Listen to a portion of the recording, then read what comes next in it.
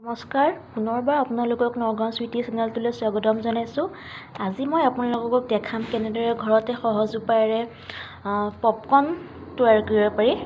তাৰ বাবে মই লৈছোঁ কেইটামান মাকৈ, গোমধানৰ গুটিটো শুকুৱাই মই কিনি আনিছোঁ মাকৈ, তাৰ লৈছোঁ বাটাৰ আমুলৰ আৰু লৈছোঁ অলপমান নিমখ। তেনেহ'লে আজি ভিডিঅ'টো আৰম্ভ কৰোঁ। কুকাৰটো ভালদৰে গৰম হোৱাৰ পিছত তাত চামুচ বাটাৰ দি দিছোঁ।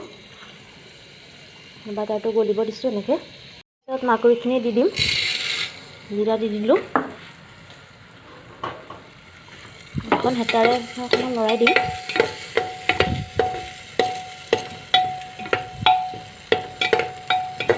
বেছি সময় নকৰোঁ, এনেকৈ নাভাজোঁ।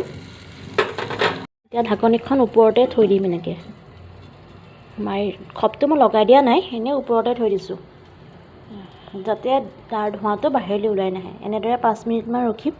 এনেকৈ সেই শব্দ শুনক কেনেদৰে ভিতৰত ফুটি আছে। ঢাকনিখন কিন্তু দাঙি নিদিব, দাঙি দিলে গোটেইখন চাৰিওফালে খিচিৰতি হৈ যাব। মই গেছটো অলপ কম ফ্লেমত ৰাখিছোঁ, জুই তেনেকৈ কমাই দিছোঁ। শব্দ হৈ আছে, ভিতৰত মানে ফুটি আছে এইখিনি। ইয়াত দেখিছে ইমান ধুনীয়াকৈ পপকৰ্নবোৰ ফুলি গ'ল, মাকৈবোৰ একেবাৰে। ইয়াত এতিয়া নিমখ অলপমান ছটিয়াই দিয়ে খাব পাৰিম। নিমখ দিয়াৰ পিছত এনেকৈ লৰাই দিছোঁ।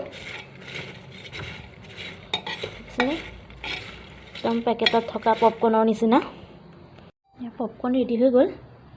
আপোনালোকে সন্ধিয়া টাইমত এনেকৈ চাহৰ সৈতে খাব পাৰে আৰু ল'ৰা ছোৱালীকো এনেকৈ দিব পাৰে।